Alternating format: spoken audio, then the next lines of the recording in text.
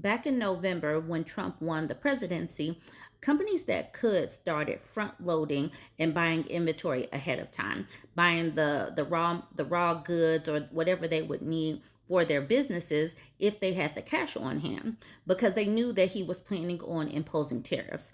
Now, that is for the people that had some sense that could look forward to what would happen if this country did impose tariffs.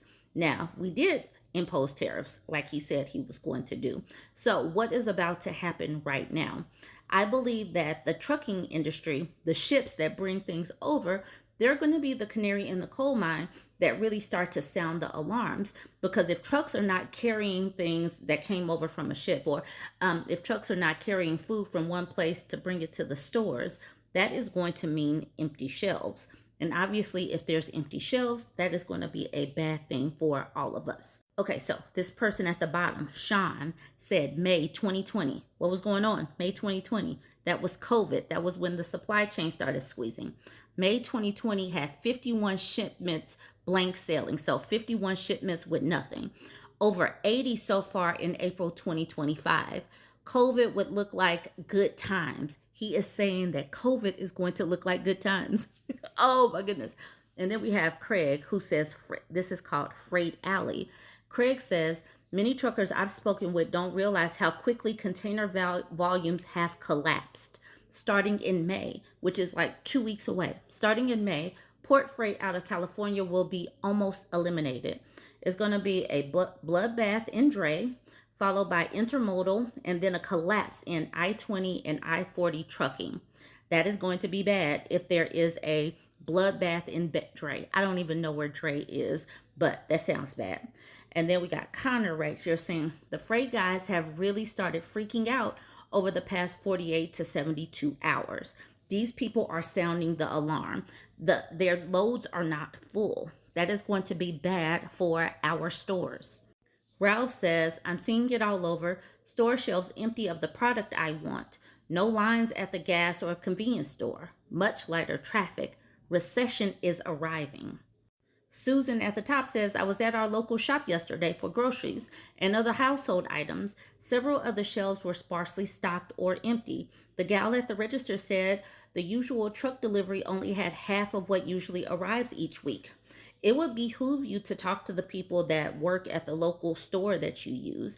Ask them about their deliveries just to see what is going on, because the people that work there probably have seen things that are going on. And it's going to be a good indication if you can stock up to go ahead and buy a couple of extra things, because I have a feeling that it is about to get challenging. Helena says, my boyfriend is a professional driver for a national company who provides and repairs wooden pallets for shipping, importing, and exporting. They've let go warehouse workers, lost accounts, and are closing storage facilities due to lack of demand, due to lack of cargo, due to tariffs. Stuff rolls downhill. Poop runs downhill. And then Dish Commish at the bottom says, pallets would seem to be a good barometer of cargo and goods coming in and out of the country. When that slows down, it's coming, as in recession is coming. And good luck to you both. This is so incredibly stupid and insane. Good luck to all of us, basically. Here's an article from this past Tuesday. The article says, Tariff shockwave leads to collapse in ocean container bookings. We used to be a global economy where we're bringing things over from other countries. But if containers stop coming over with things for us, that is going to impact the things that we have here to buy and sell. After a strong start to the year, which built upon a recovery that began in 2023, booking volumes for U.S. containerized imports dropped from 20% from their January peaks, despite still being 30% higher year over year compared to 2024. This abrupt change appears to be directly linked to the anticipation of tariff increases, said container data analyst Vision. Shippers, reacting to rumors and speculation, rapidly front-loaded shipments to beat potential cost hikes. However, as tariff-related uncertainty intensified, the impact on trade volumes became even more pronounced. From the last week of March to the first week of April, the logistics industry witnessed precipitous declines across multiple sectors, what Vision termed a tariff shockwave. Global 24-foot equivalent units booked plummeted by 49%. Overall, U.S. imports fell by 64%. U.S. exports declined by 30%. U.S. imports from China dropped 64%.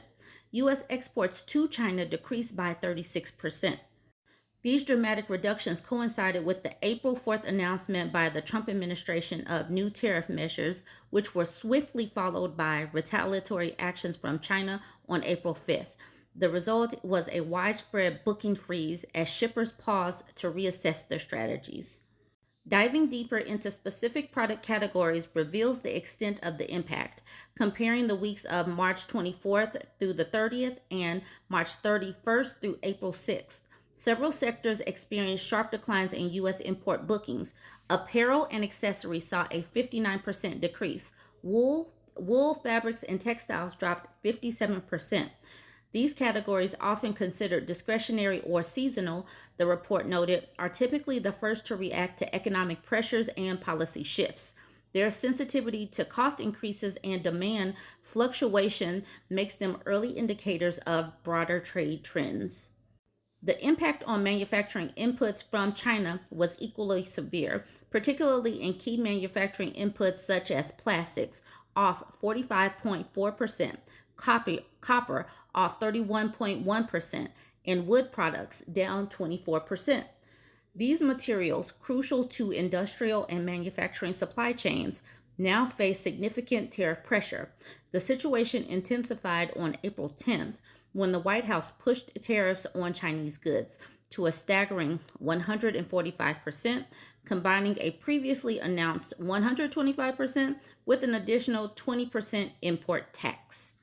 The data clearly shows that shippers initially rushed to get ahead of potential tariffs, Vision said, and then rapidly hit the brakes as the situation evolved. Looking ahead, the rest of 2025 is likely to be characterized by continued uncertainty, with tariffs from other trade partners currently on a 90-day pause. Vision warned that shippers can expect to see ongoing volatility marked by demand swings, accelerated ordering patterns, and a fundamental reevaluation of global sourcing strategies. So, what this tells me is that we have not really seen the numbers reflect how bad it's going to be. But if these companies front loaded everything, what we have here in the United States right now is probably going to be the things that we have to buy. And once all of that inventory is gone, we are going to be screwed if things are not still coming here. Y'all. Now, the people that are wise enough to know and understand what's going on will try to make a buffer for themselves. They'll try to make a buffer for themselves. The other people that are MAGA, that didn't vote, that don't care to look ahead, I hope that they are screwed royally.